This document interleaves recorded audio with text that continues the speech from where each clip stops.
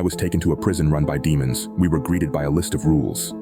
I've been in and out of prisons and jails ever since I was 17. I thought I had seen it all. Aryan Brotherhood members stabbing guards, gang wars, escapes, and torture. I saw many things that still give me nightmares to this day. McDonald Fort out 2202, the guard barked out. I jumped up, the thin mattress under me exhaling a whiff of stale air. I looked through the bars, seeing Correctional Officer Shay. Shay was a morbidly obese man with a penchant for being loud and lazy. I had seen a member of the Bloods punch him straight in the nose before, a scene I still remembered with some humor. Shay had crumpled like wet paper on the floor, screaming and crying as more COs ran over and tackled the inmate. Yeah? I asked. Shay handed me a sheet of paper. He regarded me with his gray, colorless eyes. Congratulations, you're being transferred. Pack your stuff. This is your last day at Springfield Correctional Center. You might think I would be happy to get a transfer. SCC was, after all, a bad place. The food was terrible and always cold. The place always smelled like bleach and chemicals, and at night it got so cold with only my flimsy sheet that I regularly woke up shivering. The building was nearly a century old, and the fact that it still functioned at all was a miracle in itself. But to be honest, I was not thrilled about the transfer. I had made friends here and knew the lay of the land. I didn't have to worry about getting jumped or stabbed to death in the showers. As the old adage goes, it's better the devil you know than the one you don't. I was let out of my cell the next evening with all the worldly possessions I owned, which fit neatly into a clear trash bag with room to spare. I owned some prison clothes, toothpaste, a toothbrush, deodorant, a Bible, a pair of sandals, and a radio. I felt the unbearable lightness of my existence reflected in that bag as it smacked rhythmically against my leg. Good luck, friend Josh. A rather insane acquaintance of mine named Alvin called out from his cell as I passed down the bleak concrete hallway. Take care, man. I hope we meet again on the outside, I said, waving, knowing I would almost certainly never see any of these people again. I hadn't even seen my family in over 5 years. None of them came to visit me anymore. No one wrote me letters or put money in my commissary account or sent me books to read. Well, we're all born alone, and we all die alone, I thought to myself as Shay walked by my side. He was breathing heavily as if he had just finished running a marathon. I looked over at his face, seeing the burst capillaries on his nose from years of hard drinking and the squint of his little piggy eyes. There was a slight gleam of intelligence and slyness behind that ugly mug, though. Well, amigo, Shay said in his slow, plodding way, I got assigned to go with you. I'll be your ride-along buddy. You excited or what? I smiled faintly at him. There are worse people than you here, Shay, I said. Far worse.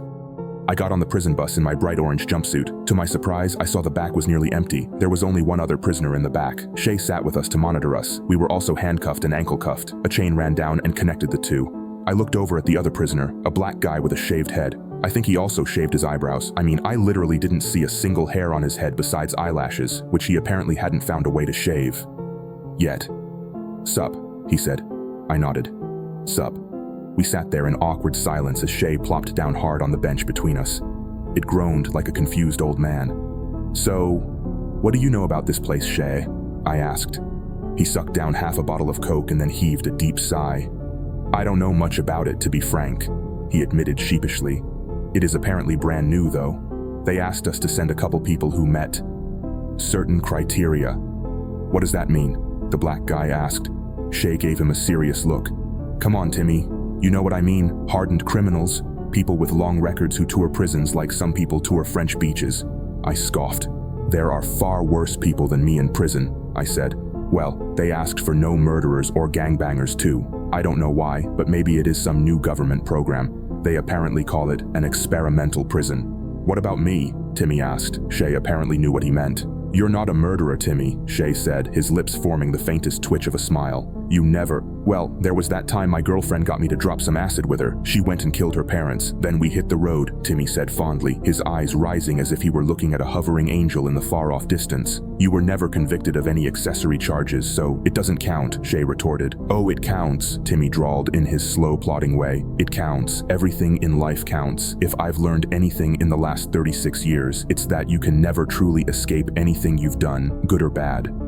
I couldn't see much from the prison van. There was a small, shatterproof window in the swinging back doors, but it only gave a fleeting view of what was behind us. I noticed the dark forest stretching out to the horizon over rolling hills. We drove for a few hours. The three of us had a convo, talking about everything from sports to politics to the recent spate of fatal stabbings at SCC. I felt the van stop. I looked out the back window, seeing more endless trees. I didn't see a single house or car on the road we had taken. This place is a ghost town, I said. Shay nodded. Yeah, it's dead as Frank Sinatra around here, Shay said, wheezing out a high-pitched laugh at his own joke. This area used to be big for coal mining, but as it dried up and people lost their jobs, they moved away. You know, my grandfather was a coal miner. Good place to build a prison, huh? Timmy asked. If there is no one around. We were cut off by a clanging alarm up ahead. I heard something large moving, probably the gate opening. Then we were inside. I saw the guard towers and rolls of razor wire for a brief moment as the van pulled into an open garage. The darkness immediately blanketed us. The garage door slowly rolled shut behind us. Shay jumped up. Let's get you boys inside so I can take off your handcuffs and everything, he said, motioning for us to follow. He pulled out a flashlight from his belt, guiding us through the pitch black. The dim light sent shadows racing across the room like groping tentacles. I caught glimpses of strange objects in the darkness. They looked like medieval torture devices. What is this place? I whispered. My voice echoed far too loudly off the cold concrete floor and walls. Those look like torture devices on that table, Shay. I think those bloody things are thumb screws, and that might be a pair of anguish.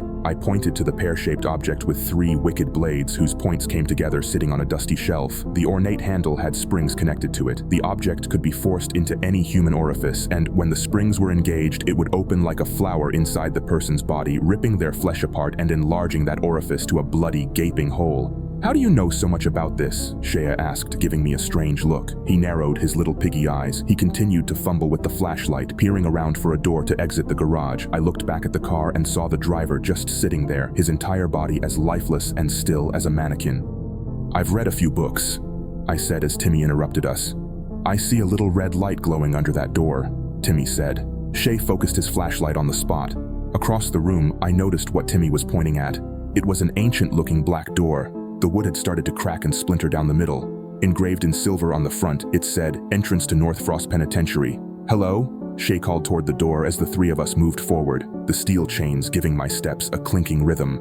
Shay reached the antique crystal doorknob. Timmy and I stood next to a dust-covered brazen bull, its bronze mouth wide open as if it were silently roaring at us. As Shay pulled open the door, crimson light flooded into the garage. Tinted black glass covered the back wall. A speaker button sat next to the window. I looked to my right, seeing a massive sign sprawled across the wall there. It read, "Rules for Personal Conduct at North Frost.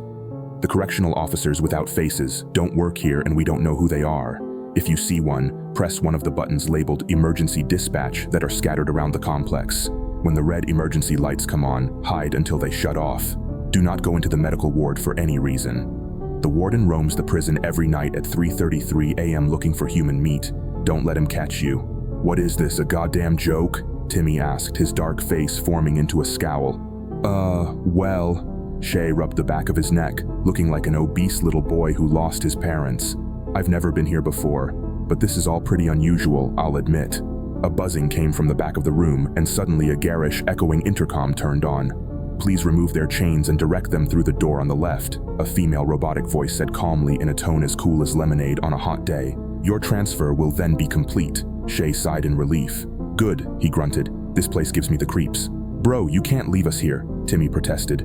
"What is this place? Where is everyone? Why is there a room filled with bloody ancient torture devices next to the garage?" Shay put up his hands. "I'm sorry, son, but I have orders. I'm just a messenger here. I was told to transfer you here, and that's what I've done." He fumbled around his belt for his keyring. He came over and unlocked the handcuffs and ankle cuffs from both of us. I stretched, rubbing my wrists. I was glad to be out of those suffocating restraints. "Thanks for everything then," I said, picking up my extremely light garbage bag of possessions and heading for the door on the left. Timmy reluctantly followed behind. A sign on this door read, "To General Population," but when we got to the other side and it slammed shut behind us, I found a hallway filled with more red emergency lights streaming down. An involuntary shiver ran down through my body. I remembered those absurd rules someone had put up. What had it said about red lights? My mind raced for a few moments. Then the answer popped up. It said to hide. A man shrieked up ahead, his voice riddled with agony and terror. The hallway split to the right and left, and I couldn't see anyone. Timmy and I stopped. "Dude, screw this," Timmy said, turning and running back toward the door we had come through. He tried pulling it open, but it was firmly locked.